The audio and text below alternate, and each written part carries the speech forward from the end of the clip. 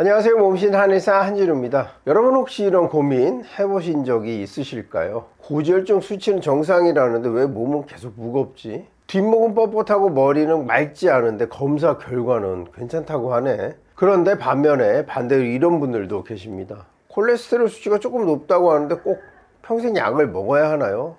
약을 끊을 수 있는 방법은 없을까요? 이런 말씀들을 진료실에서 정말 많이 하시는데요. 많은 분들이 고지혈증을 숫자로만 생각합니다. LDL이 얼마인지, 총 콜레스테롤이 얼마인지, 또 중성지방이 얼마인지 등등 말이죠. 하지만 정말 중요한 것은 숫자가 아닙니다. 고지혈증 치료의 최종 목적은 단 하나입니다. 혈관이 막히거나 터지는 것을 막는 것, 즉 심근경색, 뇌졸중 같은 치명적인 질환을 예방하는 것입니다. 그리고 그 핵심에는 바로 혈관 탄력이 있습니다. 오늘은 고지혈증 약을 끊고 싶다면 반드시 알아야 할 혈관 탄력의 중요성과 혈관을 젊고 유연하게 만드는 실천법을 자세히 알려드리겠습니다. 영상 끝까지 함께 하시면요, 여러분의 혈관 건강을 보는 눈이 완전히 달라지실 겁니다. 그리고 좋아요 한번 눌러주시면 큰 도움이 되겠습니다. 혈관을 하나의 고무 호스라고 생각을 해 보도록 하겠습니다. 호스 안에 약간의 이물질이 있어도 호스 자체가 탄탄하고 유연하다면 쉽게 문제를 일으키지 않습니다. 압력이 올라가도 잘 버텨낼 수가 있겠죠. 하지만 호스가 오래돼서 딱딱하게 굳어 있다면 어떨까요? 작은 압력에도 금이 가고 심하면 터질 수도 있습니다. 우리 혈관도 마찬가지입니다. 콜레스테롤 수치가 조금 높더라도 혈관이 탄력이 있고 또 건강하다면 위험성이 상대적으로 낮습니다. 반대로 수치가 정상이어도 혈관벽이 딱딱하게 굳어 있다면 훨씬 위험할 수 있습니다. 실제로 심근경색이나 뇌졸중은 단순히 콜레스테롤 수치만으로 발생하지 않습니다. 혈관벽의 염증, 경직, 동맥경화가 함께 진행될 때 발생합니다. 한의학에서 이를 어혈과 기혈순환장애로 설명합니다. 혈액이 탁해지는 것도 문제이지만 혈액이 흐르는 길인 그 혈관이 굳어지는 것이 더 큰 문제라는 뜻입니다. 아무리 맑은 물도 파이프가 막히면 제대로 흐를 수가 없습니다. 결국 중요한 것은 수치가 아니라 흐름입니다. 그리고 그 흐름을 결정하는 것이 바로 혈관 탄력입니다. 원장님, 혈관 탄력은 어떻게 알 수 있나요? 병원에서 검사할 수도 있지만 우리 몸은 이미 여러 신호를 보내고 있습니다. 다음 증상 중에 해당되는 것이 있는지 확인해 보시기 바라겠습니다. 첫 번째, 손발이 자주 저리고 차갑습니다. 혈액순환이 원활하지 않다는 신호죠. 둘째, 아침에 일어나면 얼굴이나 손발이 붓습니다. 순환이 정체되고 있다는 뜻입니다.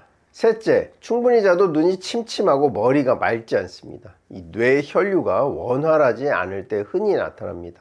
넷째, 뒷목이 자주 뻣뻣하고 어깨가 무겁습니다. 목 주변 혈관의 긴장과 관련이 깊습니다. 다섯째, 조금만 걸어도 종아리가 쉽게 피곤해집니다. 말초혈관 기능이 떨어졌을 가능성이 있습니다. 이런 증상이 있다면 콜레스테롤 수치가 정상이어도 혈관 탄력이 떨어지고 있을 수가 있습니다. 숫자만 믿고 안심해서는 안 됩니다. 몸이 보내는 신호를 먼저 읽으셔야 합니다. 혈관 탄력을 되살리는 세 가지 방법에 대해서 말씀을 드리면요, 그 첫 번째 방법은요, 거꾸로 식사법입니다. 혈관을 늙게 만드는 가장 큰 원인 중 하나는 급격한 혈당 상승입니다. 혈당이 급하게 오르면 혈관벽에 염증이 생깁니다. 이 염증이 반복되면 혈관은 점점 더 딱딱해지고요. 그래서 식사 순서가 중요하겠습니다. 채소부터 먼저 드시고요. 그 다음 단백질을 드시고 마지막에 밥이나 면 같은 탄수화물을 드시는 것입니다. 이것이 바로 거꾸로 식사법입니다. 예를 들어 식사를 할 때 먼저 나물과 샐러드를 먼저 먹습니다. 그 다음에 생선, 두부, 고기 반찬을 드시고요. 마지막으로 밥을 드시는 것입니다. 이렇게 하면 혈당 상승 속도가 완만해집니다. 혈관 벽이 받는 충격도 크게 줄어듭니다. 실제로 식사 순서만 바꿔도 식후 혈당이 눈에 띄게 안정되는 경우가 많습니다. 작은 습관이지만 혈관에는 매우 큰 차이를 만듭니다. 두 번째는요, 종아리 펌프 운동입니다. 종아리는 제2의 심장이라고 부르죠. 심장이 혈액을 내보내는 역할을 한다면 종아리는 아래쪽 혈액을 다시 위로 밀어 올리는 역할을 하게 됩니다. 종아리 근육이 약하면 혈액이 다리에 정체됩니다. 혈액이 정체되면 혈관 탄력도 떨어지고요. 가장 간단한 운동을 알려드리겠습니다. 의자에 앉아서 발 뒤꿈치를 천천히 올렸다 내립니다. 또는 서서 까치발을 들었다 내리셔도 좋습니다. 이거 카프레이징이라고 하는데요. 한 번에 약 30회씩 하루 3번만 해보시기 바라겠습니다. TV를 보면서도 일을 하면서도 할 수가 있습니다. 엘리베이터를 기다리고 버스, 지하철을 기다리면서도 할 수가 있고요. 이 운동은 혈액순환을 개선하고 다리 부종을 줄이고요. 혈관벽에 자연스러운 자극을 줍니다. 혈관도 근육처럼 적당한 자극을 받아야 건강해집니다.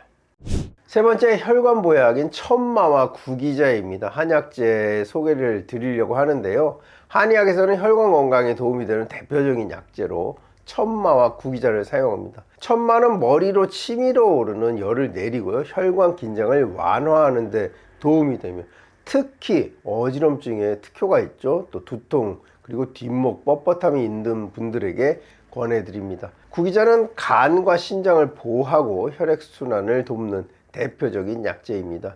눈이 침침하거나 피로가 심한 분들에게도 도움이 되겠습니다. 중요한 것은 농축액보다는 차 형태로 드시는 것입니다. 너무 진하게 달이기보다는 연하게 우려서 하루 2잔씩 드시는 것이 좋겠습니다. 꾸준함이 가장 핵심입니다. 단 혈압약이나 혈당약을 복용 중이시라면 반드시 전문가와 상담 후에 드시는 것이 안전하겠습니다. 약을 끊고 싶다면 꼭 기억하세요. 여기서 가장 중요한 말씀을 드리겠습니다. 절대로 스스로 약을 끊으면 안 됩니다. 스스로 결정하시면 안 돼요. 고지혈증 약은 단순히 숫자를 낮추는 약이 아닙니다. 혈관을 보호하는 역할도 합니다.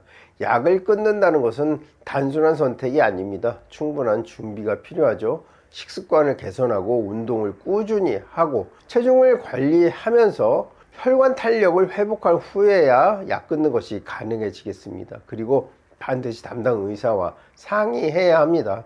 검사 결과를 확인하면서 단계적으로 조절하는 것이 정답입니다. 여러분, 고지혈증 관리는 단순히 수치를 낮추는 게임이 아닙니다. 혈관을 살리는 과정입니다. 약을 끊고 싶다면 먼저 혈관이 약 없이도 견딜 수 있는 상태가 되어야 합니다. 오늘 알려드린 이 3가지 거꾸로 식사법, 종아리 펌프 운동, 천마와 구기자차 이 3가지를 꾸준히 실천해 보시기 바라겠습니다. 여러분의 혈관은 분명 달라질 것입니다. 그리고 언젠가 담당 의사와 함께 약을 줄여나갈 수 있는 날이 올 수도 있습니다. 여러분의 혈관은 숫자가 아니라 탄력으로 이야기합니다. 오늘부터 혈관에 탄력을 채워보시기 바라겠습니다. 오늘 준비한 영상은 여기까지고요. 더 궁금하신 점 댓글 남겨주시면 성의껏 답변 드리도록 하겠습니다. 영상 끝까지 봐주셔서 감사하고요. 지금까지 몸신 한의사 한진우였습니다. 감사합니다.